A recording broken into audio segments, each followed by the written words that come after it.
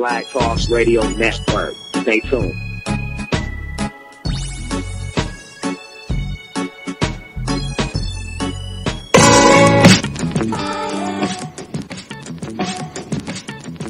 The views and opinions expressed by callers, guests, and hosts do not necessarily reflect those of the Black Talk Radio Network and Black Talk Media Project. Black Talk Radio is new black media for the new millennium.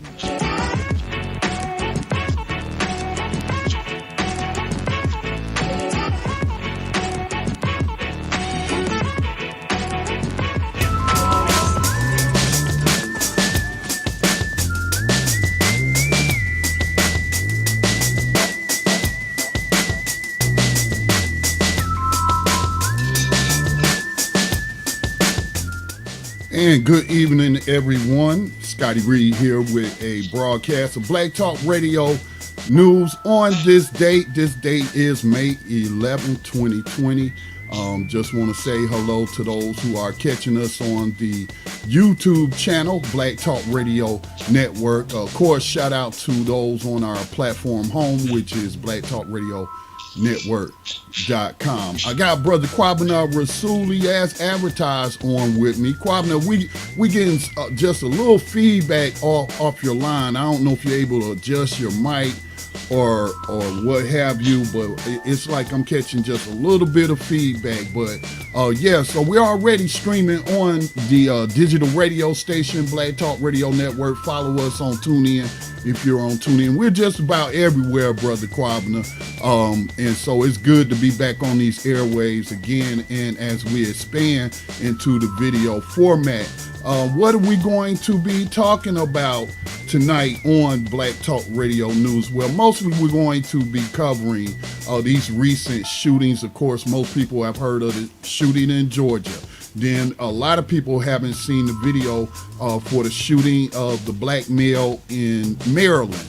And then, of course, Brother Kwabena, you had alerted me to the shooting that happened in Indiana. What city was that? Indianapolis? Indianapolis, yeah. We call it Naptown. Naptown. All right. So, yeah. So, and then this, when you really think about it, Brother Kwabena, that's just 3 probably out of tens or 20 people who got shot thus far this month. Because, you know, every year U.S. police average about a little over 1,000 people. If you want to break it down by race, as a racist nation does, black people, probably 300 or 400 will be shot. They will be disproportionately represented as opposed to their 13% of the general population. They'll end up being something like 33-40%, you know, of the victims of police violence. So these are some of the stories that makes the mainstream media and also goes viral on social media. So, you know, you're real close to that situation. I just want to let everybody know, we're not really, let me pull up this brother's photo. So, and we're talking about Drejon Reid. I think that's how you pronounce his name, Drejon. That's how I'm going to pronounce it. So Drejon Reid is the 21-year-old young black male who was seen videotaping himself riding in the car during a police chase. And at the end of this video, he ends up being shot. That's all captured. If not on video, you get the audio capture of that shooting by police. And then later you get some unprofessional comments from what sounds like a black cop about a closed casket. But we're going to take a deeper dive into that later this week. We're going to bring you back because there are so many layers to this shooting and how it intersects with the work that you do in this manufactured, and I'm going to say it again, manufactured black culture that white radio stations blast all over the radio, or Europeans are certainly in control of these record companies. Even though you have a black figurehead here or a CEO there, the stuff that's being put over the public airways, as you talk about with your organization, Clear the Airwaves Project, is promoting a whole lot of ear violence, But we're going to take a deeper dive into that later this week. So make sure that y'all keep it locked on blacktalkradionetwork.com or any of our social media pages, so that y'all know when me and Brother Kwabena are going to take a cultural dive into the video, because it's several copies. Brother Kwabena, I got a copy, as I was telling you about earlier today, where Drejon, someone else, he was streaming live on Facebook. Then, we have software. I had a software where you can capture somebody else's screen, right? So somebody was capturing his screen and then streaming it through their Facebook page or making a copy. But it looks like they were streaming because they were making comments and stuff, right? And the emojis. I saw a whole lot of laughing emojis on Facebook while all of this was unfolded, even after it was apparent that he had been gunned down. So we're going to take a deeper dive into that. But today with you, Kwabena, and of course you're going to be hanging out throughout the show. But on this particular story, we're going to look at it from the police accountability and transparency, regardless of what Mr. Reid did himself, and some of his other stuff that he had posted to social media. As so many young people, they put their entire life on social media. But what are your initial thoughts, before I start channeling us into a particular direction? But what are your initial thoughts when you heard about this shooting? How did you find out? Social media, I assume. Yeah, social media, and my initial thoughts were, here we go again. My initial thoughts were also, okay, good. He was able to start capturing it on Facebook Live. I think one of my last encounters with the police, I also turned my phone on, just to make sure things were, were going to be okay. And then just to watch it, the part that I did see at that time, I was like, oh wow, here we go again. So he does get out, runs with his cell phones, and then I hear him gets tased, and right after that gets shot up. And I'm thinking initially that, wow, okay, they're going to say that they thought his cell phone was a weapon and they shot him and killed him. And now they're saying, of course, yeah, that he did have a weapon. That's what they're saying. And I guess we'll talk about this, like you said, a little further later on this week. But it does show him on his social media page a lot of times profiling and showing him handling his weapon. But, again, all I saw and heard was one weapon. So my initial thought was outrage. And to see this another young black man shot and killed by the police, which is typical of what happens in so many cases by the slave catchers.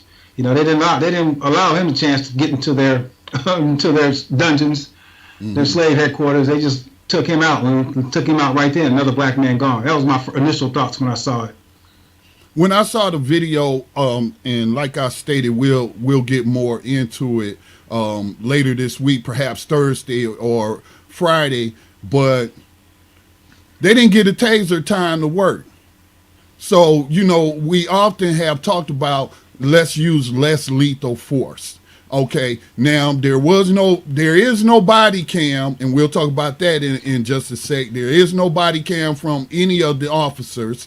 There is no dash cam video. The only video that we have is that of Drejon Reid himself. So if he hadn't been streaming live, we wouldn't have any kind of video or audio record of this police shooting of this young man.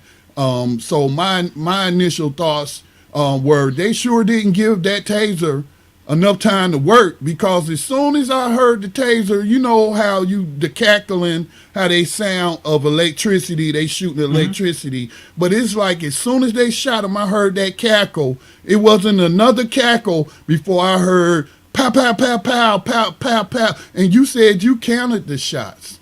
Yeah, at least 14 shots, and it was right away, right after you heard. I think he said he curses. Sounds like he curses as soon as he's hit with a taser, and then here come the shots. So Yeah, it was kind of heart wrenching to listen to it. I guess you can watch from the camera being facing up into the air as this was going on, but you sure do hear it. And then you hear his laments and his cursing and everything. And once he realized, I guess, that he's shot and he's about to go to the next realm or whatever. So it was pretty tough to listen to. And the video goes on and on for quite a while before the police comes in. And I guess one of them does say that it's going to be a closed casket or something else that, a lot of people are finding insensitive. And all the while, I don't know, again, we're going to get on this later on this week, but all the while, the soundtrack that's playing is the music that he had on his portable listening device, which is pretty much saying, hey, this is what's going on. This is part of my life. And it's part of also the ending of my life. Right. And I want to say also that even though whatever he's listening to does not give the police the right to come in and just start blasting away and shooting at our people. And the police have been known to lie, so it's hard to trust what's going on here. It's hard to trust them and what they say because of their track record. Right. Now, these are questions that were asked during the presidential primary. Bernie Sanders had went to, I think it was a HBCU. He wasn't the only one. It was a number of them. Kamala Harris was asked questions, and I believe this occurred in South Carolina. He was asked by a black male, well, what would you tell your son in how to interact with police? And he said that I would tell my son, if I had a black son, first he doesn't have a black son. Of course, he has a white one. But he said I would tell my son to cooperate to survive, and I'm paraphrasing, to survive the encounter so that you don't get shot in the back of the head. And I felt like there was a lot of fox or fake outrage directed towards Senator Sanders for that answer. But then you had a whole bunch of other black folks say, wait a minute, this is, you pull up these videos of black people having these conversations with their children, and organizations creating media that's speaking to that issue. That's the conversation that they having. That's the conversation that Colin Kaepernick's Know Your Rights camp is having, how to survive these police encounters while, standing up for your rights. Asking certain questions and what have you. But I tell you, man, it's so many layers to this story, man. But it is a cautionary tale, and this is not how I would, if I had a son, but I do have grandsons, this is not how I'm going to tell them to interact with the police. But here's another angle, Kwabena, from the abolitionist side. Because I host and created New Abolitionist Radio, where we focus on the fact that slavery has never been abolished. And what we have now is prison slavery via the 13th Amendment, that once they convict you of a crime, that they can then sentence, that's the loophole of the 13th Amendment. Kanye West tried to bring it up with Trump in an inarticulate manner, and a lot of people clowned him, but he was actually right on that point that 13th Amendment has a trap door right into prison slavery. And so this young man, Mr. Reid, had apparently got a taste of prison slavery before, because he kept saying, I can't go back. Now, what if what we did not have was prison slavery and instead had rehabilitation, where people can go to be made whole and their issues dealt with, whatever issues they may have, whether it's dealing with poverty, whether it's a result of mental problems because of environmental poisoning, and there are just so many ills that capitalism produces for poor people in this country. But he had his mind made up, Kwabena. I'm not going back to jail. I can't go to jail. So that the experience he must have had in jail before must have been pretty horrific for him to risk his life not to go back. And I'm sure some cynics out there say, well, if you can't do the time, don't do the crime. Well, that's what a lot of capitalists and white supremacists and slavers say. But we know that wealth inequality produces crime. That's not to excuse any individual behavior, but these are individual circumstances. There's a million stories to tell. You know what I'm saying? And we just now starting to know the story of young Jajon. I'm probably butchering his name. What is it? Drajon Reid. But his story is over now. You know, Scotty, it's like we were talking about the National Black Leadership Alliance. These viruses, we're in the midst of this virus right now. There's a biological virus, pandemic, whatever you want to call it, and there's also a social virus that we've been dealing with and going through. And the social virus has made us more vulnerable to this biological virus. And like you mentioned, with the disproportionate numbers of us locked up in these prisons and dealing with these police, disproportionate of us, a number of us who are affected adversely by this current virus. You know, when it comes to a lot of these things, man, we're like at the bottom, or at the high numbers of the negative numbers of so many of these social ills that are going on in this community. And you know, you made me think also of Philando Castile in Minnesota, somebody who was cooperating with the police, right? Who was trying to show, I have a, you know, they didn't care about that, you know. Yeah, his conceal and carry permit. He had a conceal and carry permit, right? So it's just tough, man, because again, the police have a history of how they handle us, and we don't feel comfortable around them. But we also, like you said, have to be smart. You know, don't be fearful of them. Respect the fact that they do have this particular power right now, but also be careful and be smart when dealing with them. Yeah, you have to have codified behavior behind the enemy lines.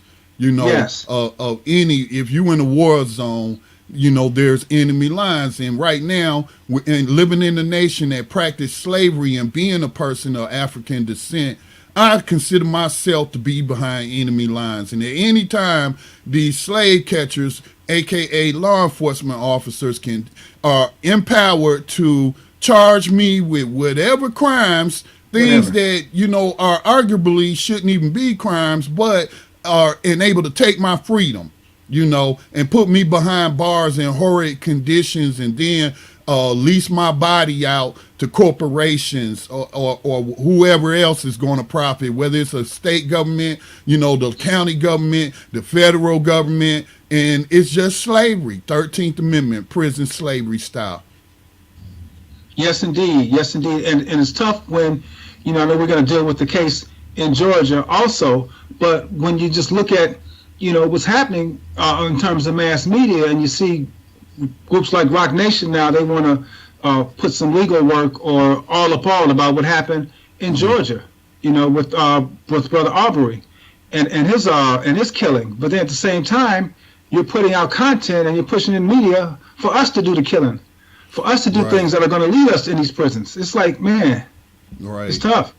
So I'm gonna leave it there now. If you have a question or comment, whether you're listening to us on the radio stream or on the video stream, we will be opening up the lines the last 15 minutes of the broadcast. But you can give us a call, 704-802-5056. That's 704-802-5056. You can also make it a voice over IP call via your computer or your phone using the web by going to uberconference.com/Black Talk Radio Network is our Uber conference room, and you can also participate in the conversation. But the phone lines are not open right now. You'll see on the video stream the number flashing across when the lines are open, and of course I'll make a verbal announcement of that. Now, changing gears. You sent me an article and you alerted me to this, Brother Kwabena. What do y'all call it? The Indianapolis is the largest city in the nation without police body cameras. A whole lot of people marched after a whole lot of people got killed by police for a large city which probably has a fairly large African American and non-white population. How are they getting away with not even having the minimum of even a dash cam video. What's going on there, Kwabena? I'm gonna tell you, brother Scotty. I think that's ridiculous. I mean, Black Lives Matter has a presence in Indianapolis, as you can see from the protests that are occurring right now because of Brother Reid's killing. That there's a presence out there where people are demanding police accountability and the end of this police terror, and it perplexes me that they don't have it already. I'm not sure. I mean, I know it's a very conservative state, as many people know, Indiana, but I think it's ridiculous because if so, again, because it puts, in some cases, it puts a little check on them. It makes them not, do things that they normally would do. Even though in a lot of cases we've also seen that they don't care if they got the cameras or not. They simply forget that they're on. Or sometimes they turn them off. Yeah, sometimes they turn them off. So let me share a couple of excerpts from an IndyStar.com article titled "Indianapolis is the largest city in the nation without police body camera." So it says on the night police officers shot and killed 2 men, not a single officer in the department's 1,700 person force was wearing a body camera. That's a whole lot of slave catchers right there, boy. A force of 1,700. How many you say again, Scotty? Huh? How many? 1,700, man. That's almost a battalion, dog. That's almost they're about a couple of hundred, a few hundred short, and they have an army battalion. So none of them have cameras. It's a stark reminder that the city lags many other cities in implementing body-worn cameras despite long-standing demands from community leaders and civil rights activists. In fact, an IndyStar analysis has found Indianapolis, Napa as y'all call it, is the largest city in the nation without a body camera program. Of the top 20 most populated U.S. cities, only Indy does not outfit at least some of its officers with body cameras. IndyStar found. Now, smaller neighboring cities have also introduced body cameras. So, these are other towns and cities that's in Indiana, but including Carmel, Fishers, Greenwood, and Lawrence, is a fact that leaves some incredulous.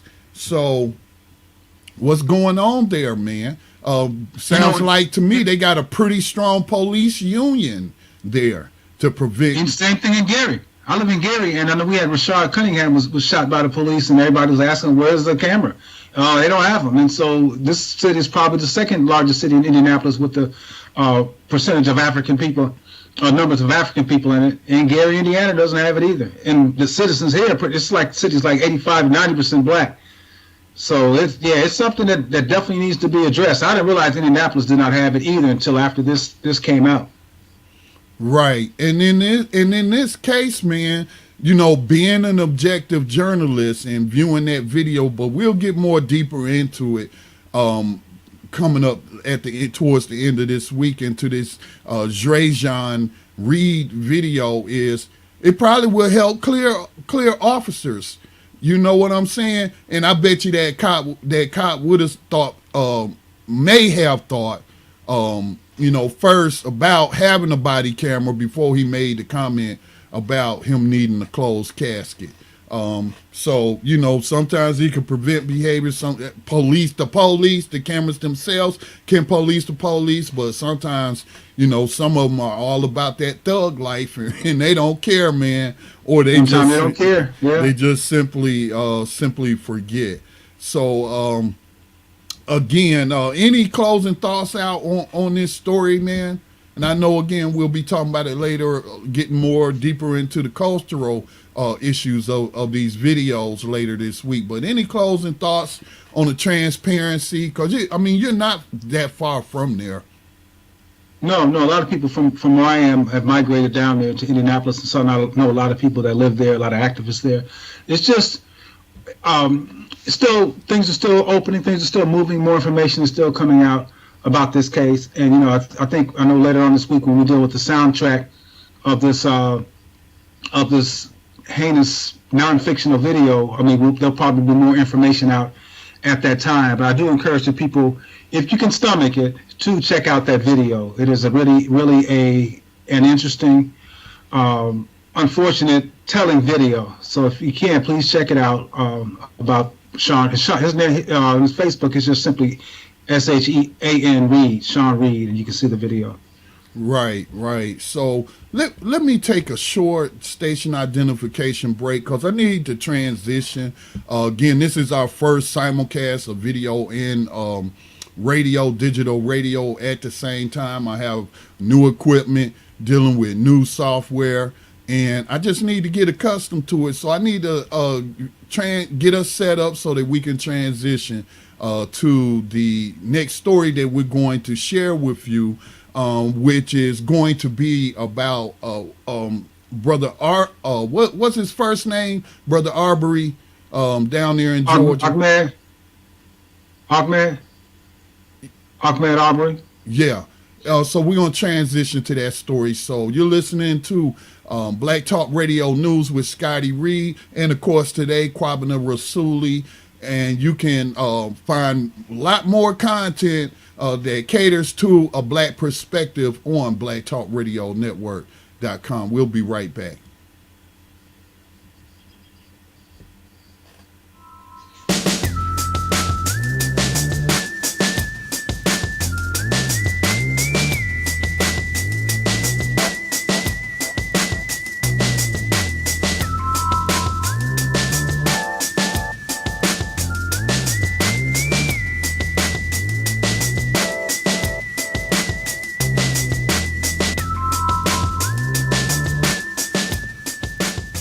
All right, and we are back and still having some issues with our YouTube stream and not being able to just see a clear link to where I can get to.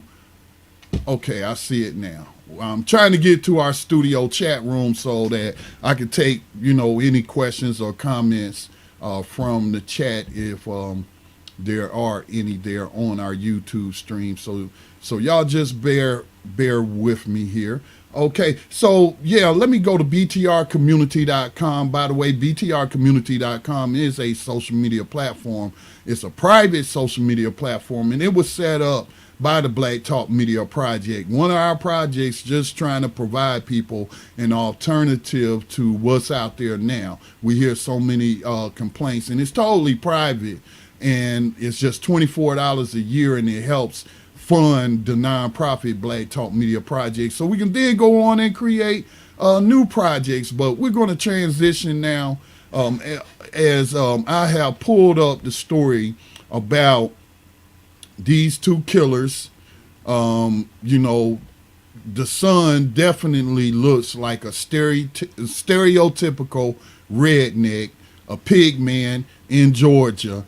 I live in the South, and I mean, he just looks stereotypical when you watch these movies and the type of people that they cast for these parts. He probably of Irish descent with that red hair, and his father, he probably got it from his mother, because his father seems to not have the red hair that he does. But I mean, that's the first thing that comes to my mind, man, is the Pigford files or whatever. So let me just make sure I got these two men named correct. These two killers who have now been arrested, but it's Travis McMichael and Greg McMichael, who's 64 years old. He's the former law enforcement official. Travis is his 34-year-old son. Travis is the one that looks like a stereotypical redneck. Not too bright, just looks pretty dumb and stupid, and it looks like he does hate black people. So I know you just can't judge a book by its cover, but hey, we have actions to go along with that cover, with them running down, chasing down, and running down Ahmaud Arbery in the video. And the person who shot the video is also under investigation as well. So I'm going to play a video for those that have not seen this story just to catch you up, but they have been arrested. But it took like 2 months. It took 2 months, and it took it going national media, which also, you know, in order sometimes to push things national, it's got to be the people on social media. And then the national media see something that's been shared 1,000 times, 10,000 times, 100,000 times. Then a producer somewhere working for one of these corporate outlets will pick it up. And then it'll be broadcast on television to the millions of people. And then, you know, I asked the question in BTR community, why it takes so long? Why it takes so long? Along with, we always ask that question whenever they take so long to make an arrest, when you have clear-cut evidence, especially of video. But as we get deeper into the story, I'll do that on the flip side of this video that I'm gonna run. But they have been arrested.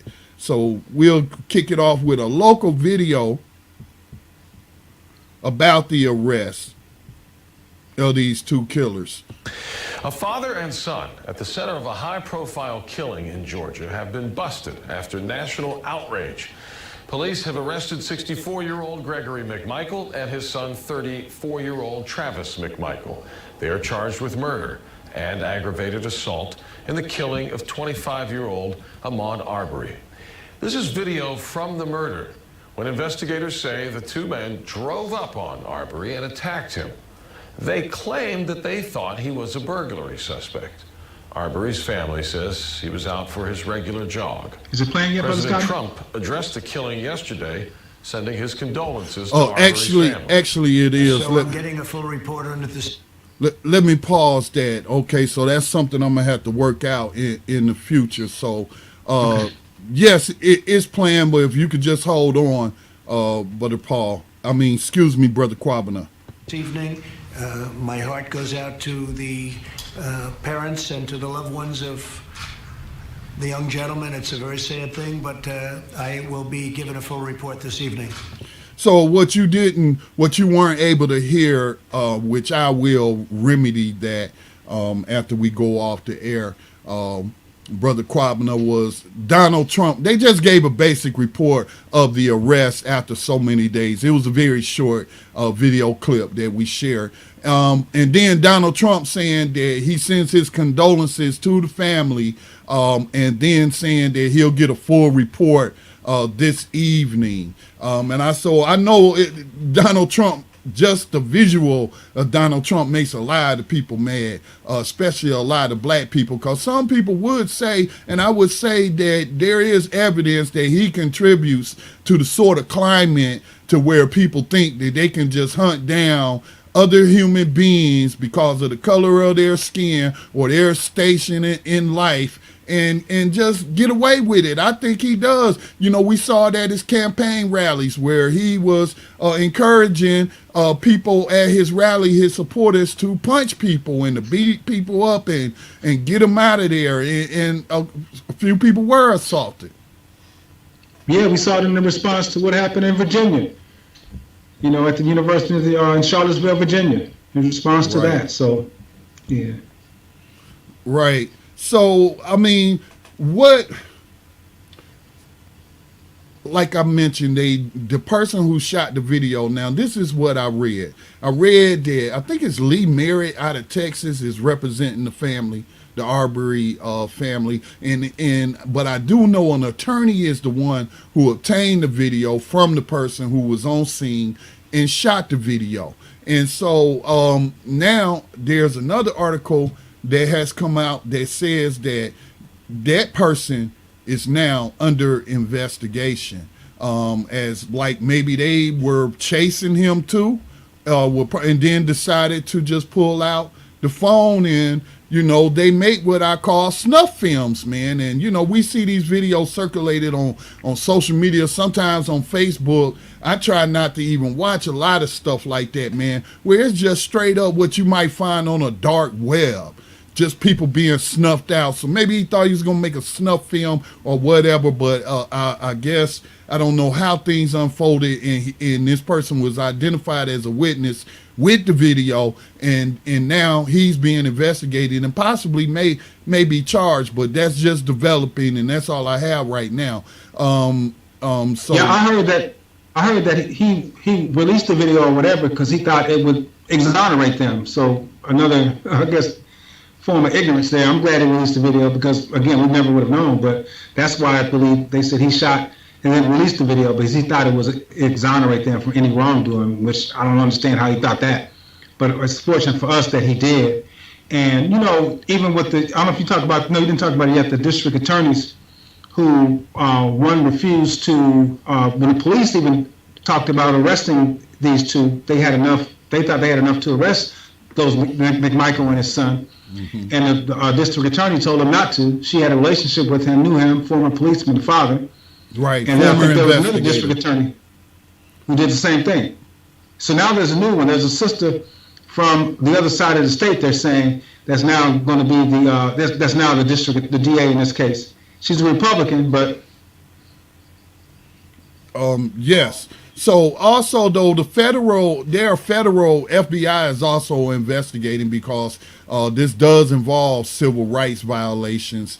There is no hate crime enhancement laws there in the state of Georgia. I think it's Georgia, Wyoming, and 2 other states that don't have hate crime laws on the book, which is really just an enhancement on a murder charge. But the federal, they can charge them with civil rights violations is what I mean to say. So, you know, there are federal eyes on this now, although Bill Barr doesn't inspire any confidence whatsoever in the Department of Justice, as well as Donald Trump, because the administration has also, you know, shut down or terminated what do they call those consent decrees where these consent decrees where these police departments that have been cited and documented for murders and brutality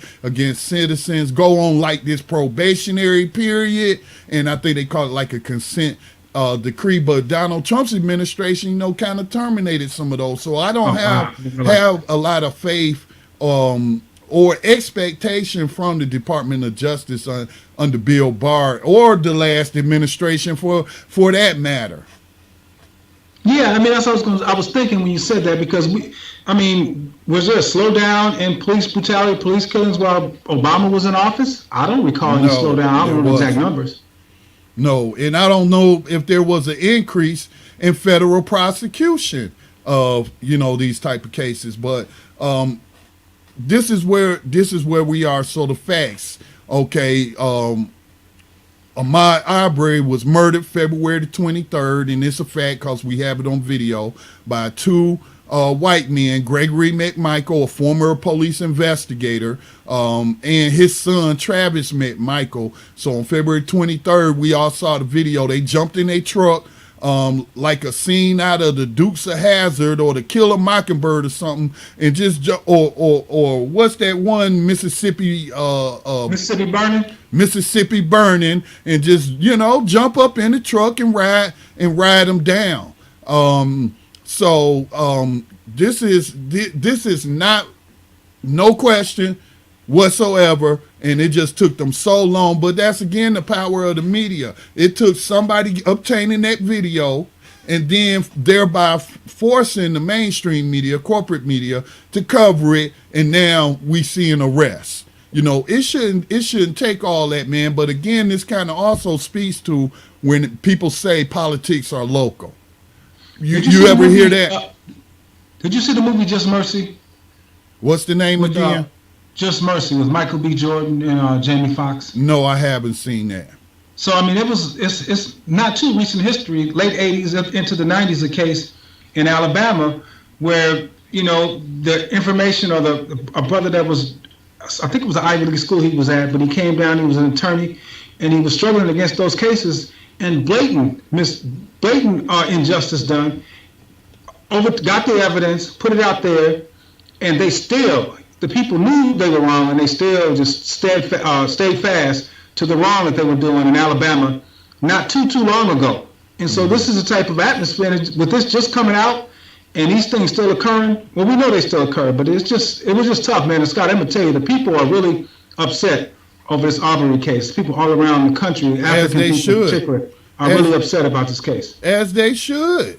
This was a lynching, you know. Now let's talk about stand your ground, because you mentioned earlier that the reason that the guy who shot the video gave the video up was because he was using it as, he was like, hey, I'm permitted by law. I wonder whatever gave him that that ideal that we could just ride down people and make a citizen's arrest by the barrel of a shotgun or shotguns. Racism, white supremacy is what would give him that ideal. The local officials would give them that ideal because one of them is former law enforcement. This is like good old boy town or network, you know, down here in, what county is this? Glenn County, Georgia.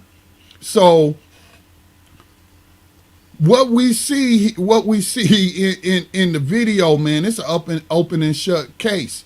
Now, I did hear, as you mentioned, that a couple of initial investigators, and this was true in the Trayvon Martin case with George Zimmerman, a lot of people may not recall, but the initial investigators who caught that case wanted to charge George Zimmerman. Just as you're saying, you read a piece about these two wanted to be, there were police officers or investigators who wanted to charge these two, but they were overruled by this district attorney, who we're going to talk about here in just a moment. But, you know, one of the things they were using to justify their action is to say that there were burglaries in the neighborhood. And now, you know, there's this video that comes out of Mr. Arbery inspecting a construction site, the construction of a new home on his jog, and he doesn't steal anything, he doesn't take anything, and then he leaves there, and then that's when, I guess, you know, we get the video of him being run down like a dog and then shot as he stood his ground. Because I'm going to tell you, Brother Kwabena, what about his right to stand his ground for those who want to take the stand your ground argument that is usually presented by conservatives? Here I am, done nothing wrong. These people chasing me, probably calling me the N-word, as I then have to stop jogging and then start running for my life. And then they stop and they get out, and I think I heard that there was a shot. Somebody shot at him before they stopped the truck, and then the guy gets out the truck. And then I see somebody walking towards me. I'm going to try to grab the weapon as well. You know what I'm saying? If it's close quarters like that. A lot of people, perhaps Mr. Arbery didn't have that kind of training, not even as little as basic training, you know, that the U.S. military gives for hand-to-hand combat. But I look at that as him trying to stand his ground, man, and disarm his attacker. Because they were attackers the moment they got into that truck and decided to pursue him with their weapons.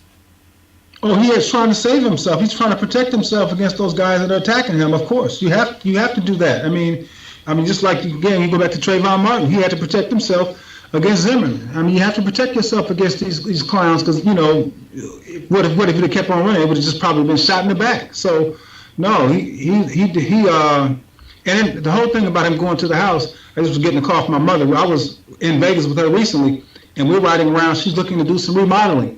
There's plenty of construction going on out there. We stopped in this house that was being built and walked all through it and looked at what was going on. It was a framed up house, and I would just hate to think what would have happened as we walked back to her vehicle. Somebody came up and tried to stop us and shoot us. Right. You know, that happens all the time. Right. So this district attorney, Glenn County District Attorney Jackie Johnson, she is the one who is being accused by county commissioners. You know, if it's anything like Gaston County where I live, you have county commissioners. I think it's about 5 of them. And then you have like the county board, or it's called the county board, and you have a chairman and what have you who runs the different meetings and what have you. But it's a couple of it's 2 of them who are accusing Glenn County District Attorney Jackie Johnson of preventing the arrest. And again, as you mentioned, she is the one who had ties or worked in the same office with the father, who was a police investigator. And I even read, Kwabena, that he had investigated Mr. Arbery and caused him to catch a case or catch a charge. So evidently they knew each other. Yeah, back when he was in school or something. I heard that back when he was a teenager. Exactly. Yes. Exactly. So this is still a developing story, of course, but again, it's just exposing that good old boy network, how racism manifests itself in public office, and you have unjust outcomes. And I can't straight up call this woman a racist, but I can certainly see from the evidence that she is not acting in a just manner. She should have recused herself like the other district attorney recused themselves. So it's my understanding that they're asking for an independent person to be independent, although there may be some conflicting information on that, Brother Kwabena. Yeah, Scotty, it's, with this case, when this one first came out, we all saw it, and again, we're appalled. But then again, we went back to Trayvon Martin. We went back to Mike Brown. We went back to all these other cases that have been happening recently and in history of us being victims of the police terror.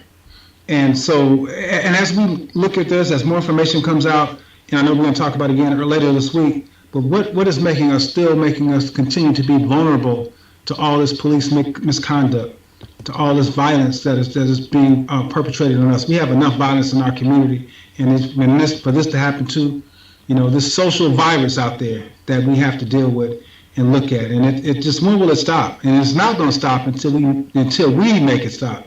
We talk about how they are the oppression that we face in this country. We don't blame ourselves, even with the music. We don't blame ourselves for putting that oppression upon ourselves. But that's not our responsibility. We're not responsible for that. But what we are responsible for is putting an end to it and putting a stop to it. And this police brutality, this police terror falls under that oppressive behavior that we have to be the ones to put a stop to it. Right. I certainly, and so, but what do those ways look like though, Brother Paul? Those can come in many different forms and fashion, depending who you talk to. We had the brothers that was former military, and I lost my video with you. I'm trying to get it back up. Okay, there we go. My bad on that. As I stumble around, I couldn't understand why you couldn't hear the audio from the other video, and was trying to work that out. But we got you back up on the screen. We've had 2 brothers in recent history. The brother in Dallas that killed those police officers during a march is when that happened. Then we had the other brother, I believe he was in Tennessee. He was in Baton Rouge, Louisiana. Baton Rouge, Louisiana. Then we had the former Los Angeles police officer. What was his name? Christopher Dorn or Darden, I believe. You sure? Chris Darden?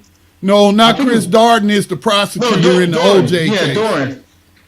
Yeah, Darden, I'm thinking about OJ trial. I think it was Doran. Something, but and they burnt this dude to death alive in the cabin when they finally tracked him down. So, these individual acts of, whether you want to call it vigilante justice, whether you want to call it individual waging war and trying to spark a revolution, only they can speak to, what they're thinking or what they hope to accomplish. Maybe they just want to make a statement, and they made a statement. I'm willing to die. I was in the military. I was willing to die for so-called American freedoms. I got out of the military. I saw that my people weren't free, and I saw these slave catchers putting them into prison slavery and brutalizing U.S. citizens on the street. So this is how I choose to, fight for my freedom and the freedom of my people. So, and then there's the political angle. But if you want to speak to that, though. Yeah, it was Christopher Dorner, I think it's Dorner, something like that, or Dorner was his name. But I was talking to someone about this yesterday, because again, a lot of people are so upset about this, and I said, well, you look at what happened in Baton Rouge and in Dallas, but do we even know the names of those people? I mean, those were some serious acts that occurred in Texas and Louisiana. I've forgotten the names. I certainly have. Yeah, but not just the fact we forgot the names, they put their names on the back burner. They make sure that we don't remember their names or talk about their names. I think the guy in Baton Rouge looks like his name was Gavin Eugene Long. People are so upset. Right. Gavin Eugene Long. Okay. Out of Baton Rouge, and that was in response, I think, to the Alton Sterling, the guy who was selling the CDs.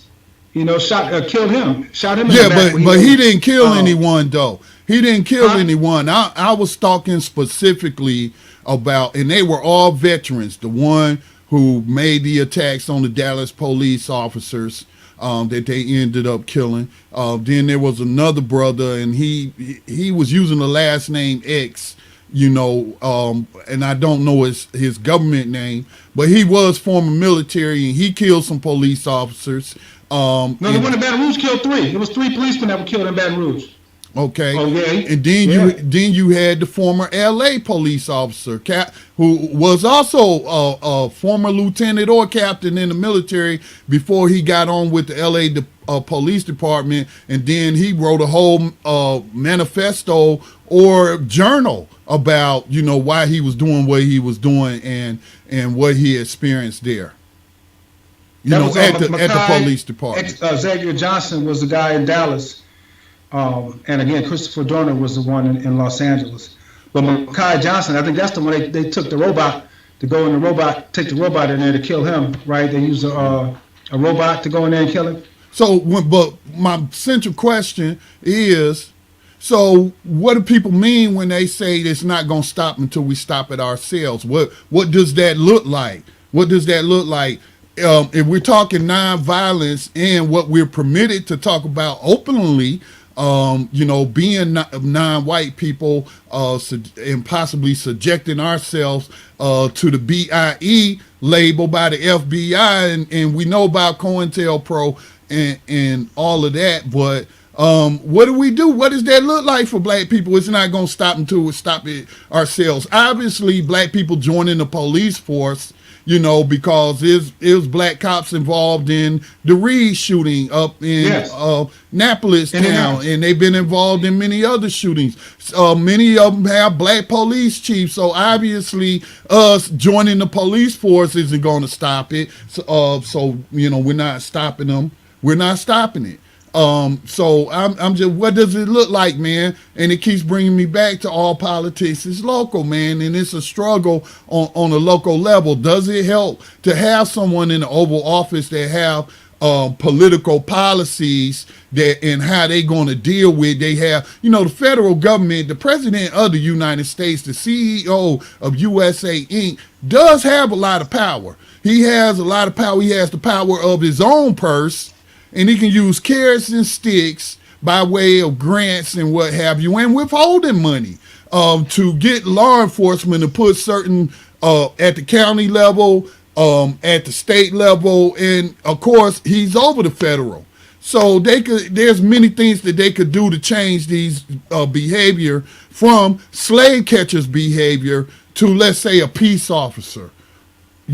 Someone who's there to bring the peace and actually a public safety officer, because, what we have now certainly isn't working. So I don't know how black people can stop it themselves, or else I would think we would have stopped it ourselves already, man. I know if I could end slavery, prison slavery for everybody, because it's more than just black people in prison slavery, but if I could end it for everybody, myself, I would, man. You know, I would. It's a struggle to even recruit new abolitionists, and that's just a person who is willing to protest nonviolently and write letters and make phone calls in protest of prison slavery and you know, the treatment of the human beings in these institutions. Well, Scott, it's part and parcel of this wretched, backwards capitalist system that you know, benefits off keeping people oppressed, locking people up in this new slavery, in these prisons and what have you. So that's why I'm saying, but the people, in terms of our people, we have to do things like, I think one of the things we have to do as a people is start loving each other more. It's not our fault, again, that these police are doing this. It's not our fault that these Europeans are attacking us. And like I said, there's the black people doing it too. I'm just thinking about those vigilantes in Georgia. They don't do it. I was talking to a brother earlier. He's talking about they don't just do it because we're black. They do a lot of this stuff because they're white, and they have that white domination, that white superiority thing in their head. But so we have to do things on our end to make sure that we stop putting ourselves in the line of fire in some cases for. I lost. I can't see my screen anymore. Hopefully, we're still there. Yes, stop you're putting still ourselves there. In the line of fire from some of the behaviors that we do, but these behaviors again are force-fed to us to act in such a manner, to not be unified, you know, to come together and to be organized. We have to organize to put a stop to this. You know, we talked about those retaliatory things that took place in Los Angeles area, in Dallas, and in Baton Rouge, and again, the system quickly, you know, put those names under the rug. And we're not saying that is the way that this is going to have to stop. But again, there's a lot of people who are upset about this continuing to happen. And when those things did happen, it didn't stop it. Mm-hmm. So no, we have a lot. There's a lot of things that we can do, but I think the main thing we can do as a people is organize, and love ourselves. We have to love ourselves. But organize to do what, Brother Kwabena? And so, you know, I think the answer is obvious. You know, some people don't even participate in politics, but those who do, you still got to be better organized. You got to be so organized that you are grooming children, identifying children, just like how they identify children in the school to prison pipeline. We got to start identifying smart or intelligent children, and then training them up. Maybe establish programs to get them to run for office, because when we talk about European institutions, which the Democratic Party certainly is, if we want to talk about power and not just symbolism and a couple of, you know, token positions and what have you, but the real power, you know, or whether we talking about the Republican Party, they have what's known as the young Republicans, the young Democrats, and we are not training up future leaders. I've seen programs for future business leaders, you know, future capitalists, but I'm not really seeing any kind of programs for where we're advocating for ourselves, or advocating, or I wouldn't even say, listen, I wouldn't even say black politics, even though, you know, we are counted as a voting bloc. But what I'm speaking to specifically is progressive politics. Certainly, like was found in the platform put together by non-white people and white people alike under Bernie Sanders' name. Lots of people, different people contributed to his platform. And I think there is justice to be found in that platform, but we're not really engaged. The people who are most oppressed, again, a lot of people are just working so many jobs trying to survive that they don't have time to even engage in that. But those of us who do, man, we got to organize and training up some young people for these positions in the future, the county commissioner, you know what I'm saying? The DA, the DEA, the district attorney, the sheriff, that's an elective office. You know, these are little small pieces of power that affect people locally every day in their lives. And then you have your national politics. And I say we first got to organize a lot better locally, man. I agree. I agree wholeheartedly. I mean, I used to teach Upward Bound and have some of the students from 9th grade up until the time, 10th grade, until the time they graduate, and see how they get the same tests over and over again, and we have to send those off. And the system is tracking their progress. And I would tell the students once they became seniors, yeah, they're tracking you. They want to know what you're doing. They want you to help keep the status quo going, keep their institutions running. You guys are some of the people they're going to be looking to for this. So you're being tracked. You're being they're organized in that method of trying to keep this system in. And you're right, we have to organize to counter that because it's been detrimental to us. It's been proven to be detrimental to us as the masses. A few people may do well in it. I mean, like the police chief from Dallas, when Mackay was there at that time, who ordered that machine in there to kill him. He's now the police chief in Chicago. And so they organize, and move around and do things locally. Yeah, they're part of the police union, you know? Yeah. They're part of the same, yeah. So anyway, a viewer named Gary says the AG of Georgia did appoint an outside prosecutor from the Atlanta suburb of Cobb County to prosecute the case. And I think you spoke of her earlier and saying that it was a woman who's a Republican. Yes. Okay. But she did get him arrested though. So I mean, she's going to deal with the case. So we'll see what happens. Okay. Most definitely. Now, Kwabena, I'm running a little over, and I know you're not going to be able to hear this video, but I got to show this to our peeps, man. This video of this young man by the name of Fenham Burrow. He's not that old. Let me pull up the details on that. But I had spoken to you earlier about this case, but he was in the parking lot of looks like an apartment building, and he starts charging at the officer, and you could hear the officer in the video say, "I don't want to shoot you." This happened in Montgomery County in Maryland, and the video just got released. And so I'm gonna play that first and then, come back and critique it, what could have been done differently. But at the end of the day, let me just say, if somebody's charging at me with a butcher knife in their hand and I have a handgun, that I'm going to shoot them. I'm going to shoot them, okay? So let me roll that video. If you could just hang tight with us, Kwabena, since at this time you can't hear it. Put the knife down! 2 out of 10, step him up. Got one with a knife refusing to get down on the ground. Get on the ground! Unit heading to the weapons call, 7 top priority. Get on the ground! Priority of 2 out of 10, 1422. Get on the ground! Go inside! Get on the ground!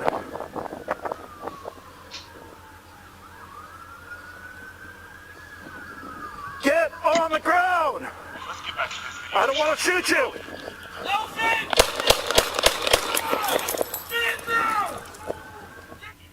So that's, like I said, it is a very short clip, But Kwabena, as I tried to describe it to you earlier, the officer comes up on him. Now, when the body cam starts, there is body cam footage, by the way. Of course, obviously, as I stated earlier, they released the video. But I don't know if there was any prior interaction toward this particular individual officer pulling up into this parking lot.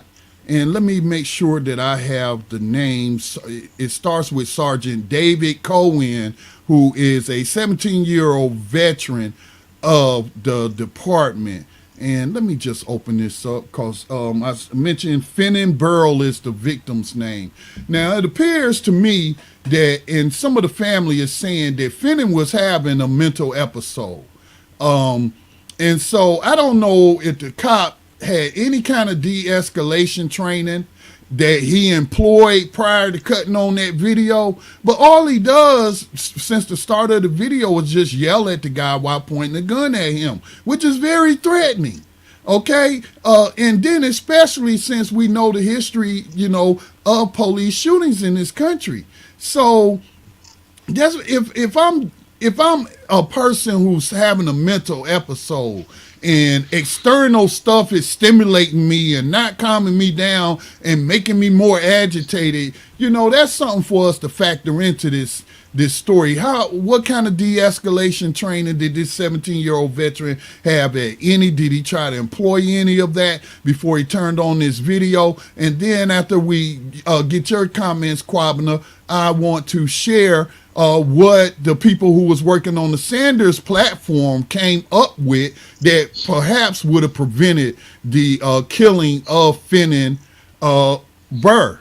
But let me go to Kwabena. Kwabena, what's your thoughts in a situation like that? I just watched the video as you were sharing it too, and showed the guy backing up, and with the police had his with both hands on his gun, and then he charged him, and obviously some mental issues happening there, and like you said, where's this de-escalation training if he's having it? And I agree with you also. What are you going to do if somebody's charging you? You may try to shoot him in the leg or something. I don't know, but it's that's a tough one there also, Scotty. But this whole mental health issue that we're dealing with in our community, and when we talked about again this virus, this biological and social virus that we have, a lot of things that are done to us is affecting us mentally. And what are we doing in a lot of these cities? We're closing down the mental health hospitals. We're putting the people with mental issues in jails, and we're putting them back on the streets. And this is what's without properly, diagnosing them and treating them properly. So that was another one that was hard to watch. Yes, very hard to watch. I'm going to pull up a web page for those that's watching the video stream, but obviously anyone can go to BernieSanders.com. As I was telling Kwabena earlier today, that Joe Biden has not clinched the DNC nomination. You have to have a certain amount of delegates, just like in a general election for president. The candidate who wins the most delegates from the Electoral College goes on to assume the office, and so it's the same thing with the Democratic primary. Joe Biden doesn't have enough delegates and probably won't get enough, and you could be looking at a brokered convention. But I just want to bring up the fact that here is a plan. We talk about solutions, and I mentioned politics earlier. And so a lot of people should be aware of this particular issue. This plank is called Justice and Safety for All. Justice and Safety for All. And in fact, regular listeners of BTR News or New Abolitionist Radio would have heard me mention this over the course of the past year or so whenever this platform was put together. So with Justice and Safety for All, and let me pull it up actually on the big screen. So let me grab my keyboard right quick. I apologize because that writing is too small and I don't have my reading glasses on me right now. So let me pull it up on separate screen, but it's called Justice and Safety for All, and it addresses in here Prisoners' Bill of Rights. That's my favorite portion because it was adopted from prisoner demands during the 2018 prison strikes. And in fact, the New Abolitionist movement, Max Parthas, a former host of New Abolitionist Radio, actually engaged with Sanders' campaign in 2016 when they came to South Carolina and forced the issue of forced them to address the issue of prison slavery. So I'm looking at Justice and Safety for All. Okay, I'm just pulling it up on the big screen right now, and for the sake of time, I'm just going to scroll down to the relevant parts.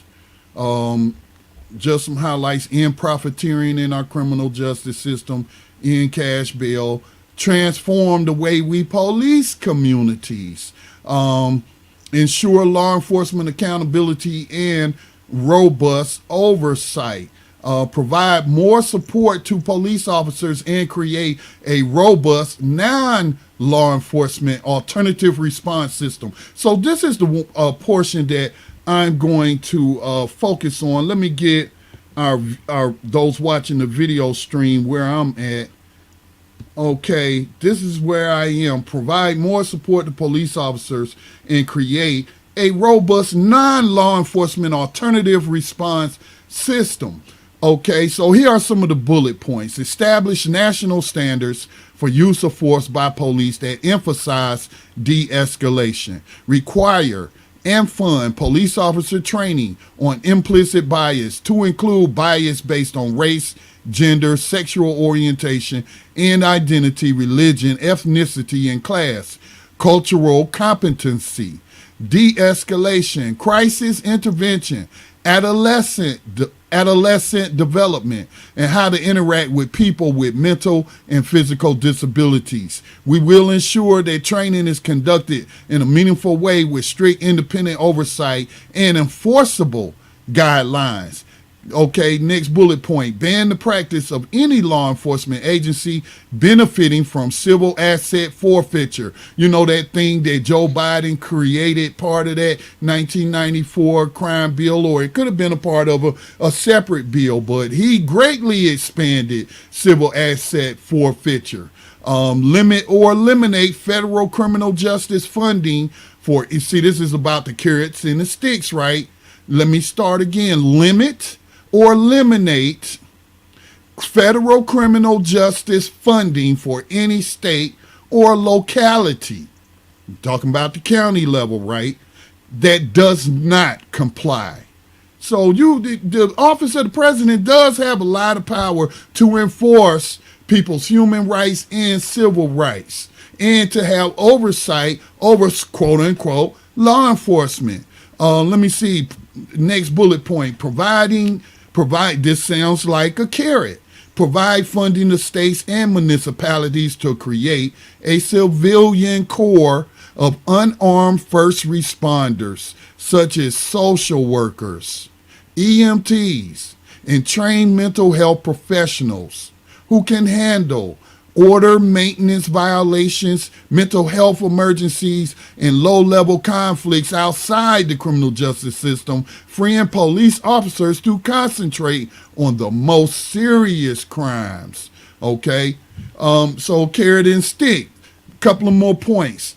Incentivize access to counseling and mental health services for officers. A lot of people don't know this, but police officers are the leading occupation where people kill themselves.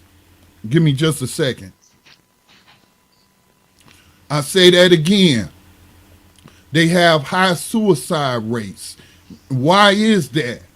Is it because they can't live with keeping secrets and the guilt of what they see going on, or being a part of this, being a cog in the machine that created the world's largest prison slave population that fills so many jails, or did they witness a murder or see somebody killed or got pulled in as a rookie to skim money off?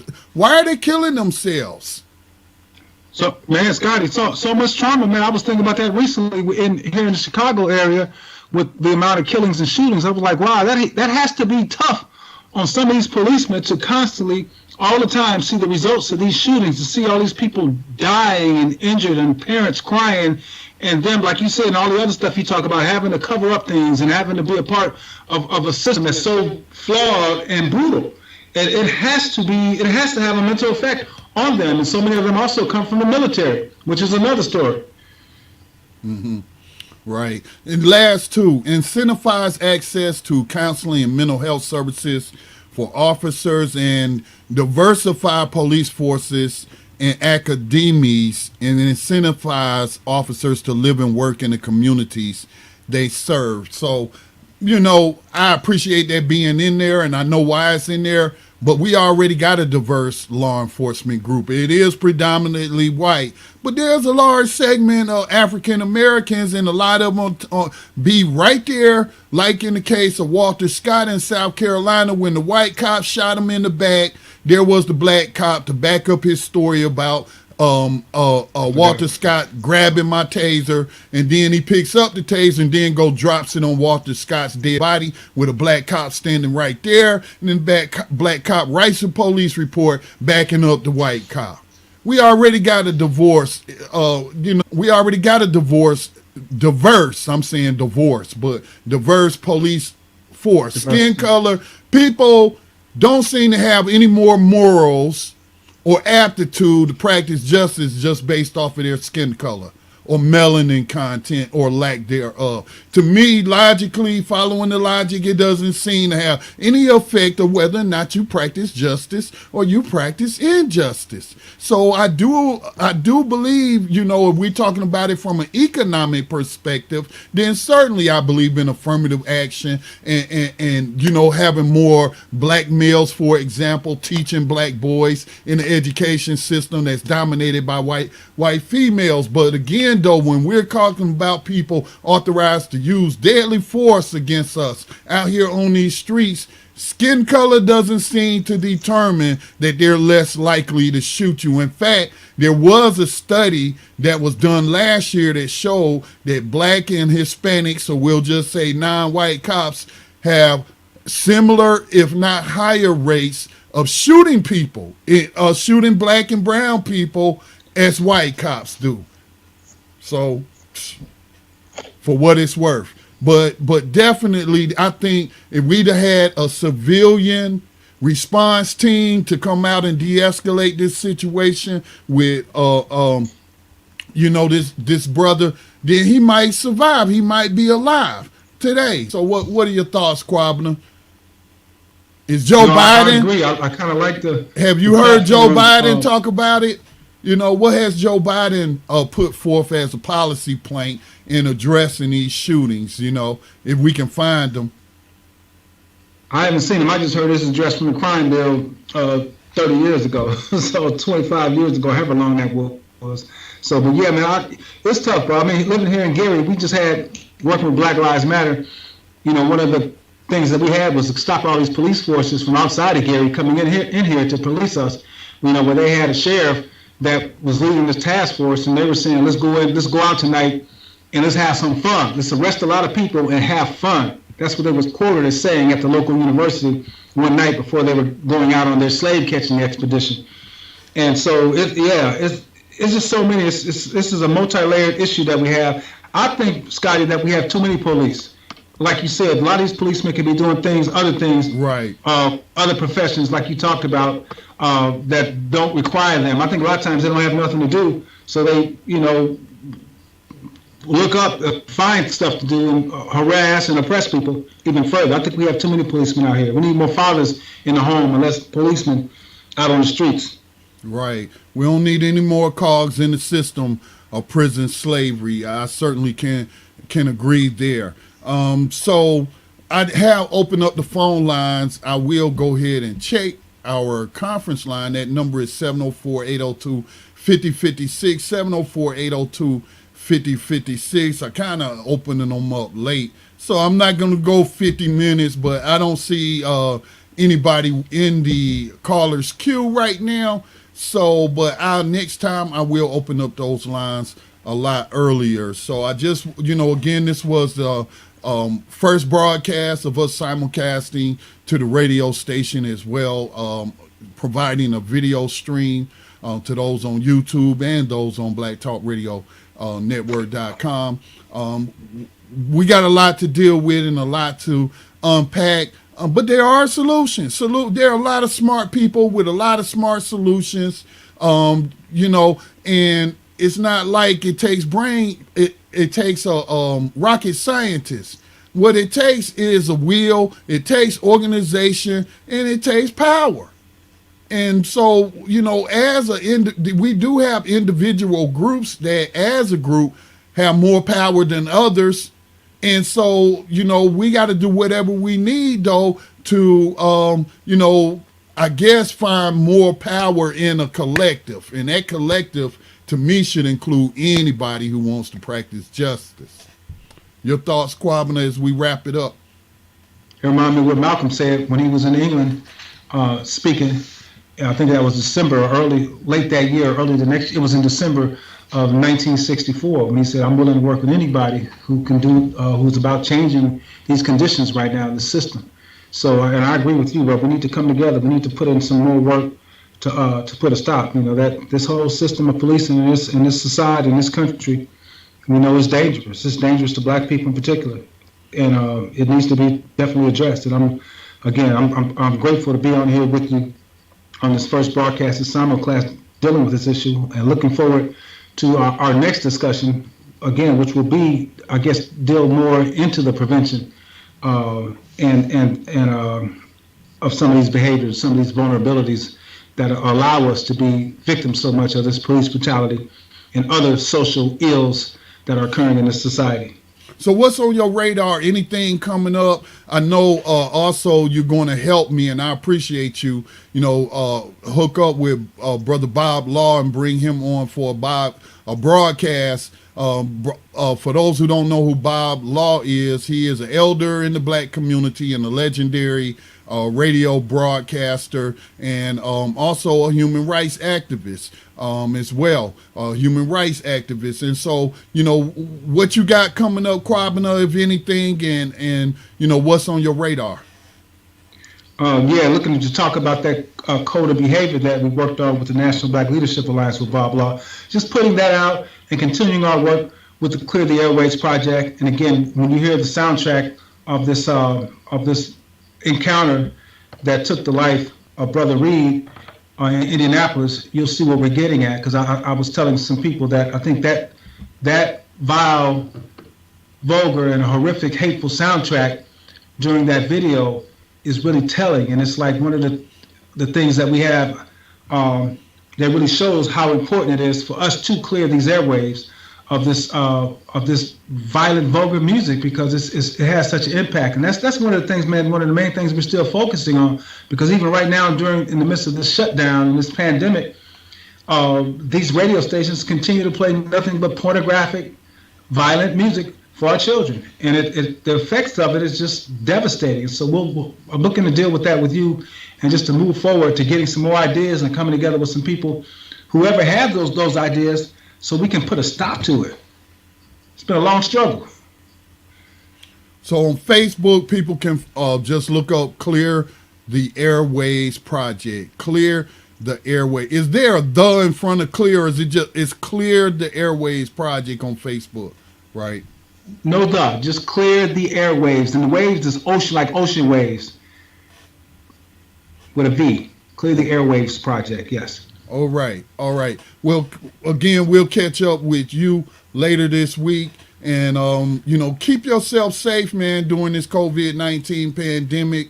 Obviously, it goes without saying, you live and work in the Chicago area. So definitely you've been protecting yourself from the pandemic of gun violence. But, man, we just got so many threats on so many sides, and we need to keep you safe, bro.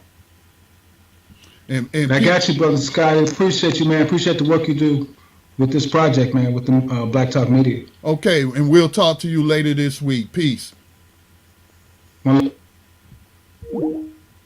Okay, that was, again, Brother Kwabena of Clear the Airwaves Project. As we wrap this up, again, this was our first broadcast doing live video streaming as well as streaming to the station. And I'll get better. So y'all just forgive me. I'll get better, because I don't have a producer. I don't have anybody working with me. And so I got a new setup, and I'll get better, as we progress here in the future. I do so much better when I'm engineering somebody else's stuff. So, but we certainly appreciate you sticking with us. Share the radio station, Black Talk Radio Network. Share the podcast. Share the video. Don't forget to like, subscribe, and push that little bell or button to get the notification. Some people who follow our YouTube channel said they hadn't been getting all of the notifications, and we got over 6,000 of you on YouTube. So definitely, you need to get with YouTube and these other platforms on why you're not getting notifications. All right, with that said, COVID-19 is a real disease. All you have to do is some simple things to try to survive it until the virus runs its course. And that's, don't touch your face. Don't touch your face. Don't, go picking eye boogers out your eye. Or it's definitely don't be picking your nose or putting your hands and fingers in your mouth. You're not a baby. You're a full-grown adult.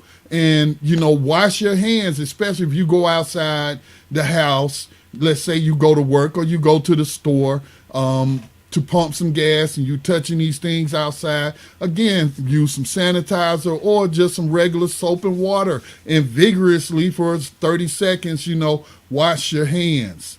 Don't touch your face. Again.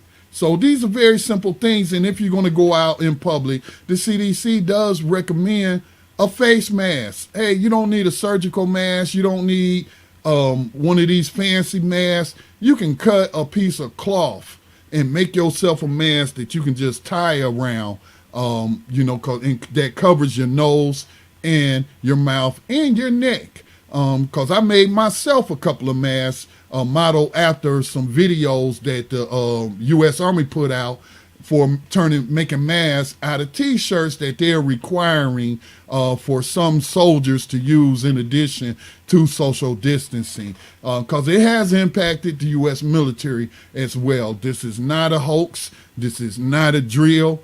We are definitely in the middle of a pandemic, and we want to see you all come through it. All right, with that said, again, subscribe, and then you'll know when we have an upcoming broadcast. Peace and blessings to all. Stay safe behind the enemy lines of USA Inc.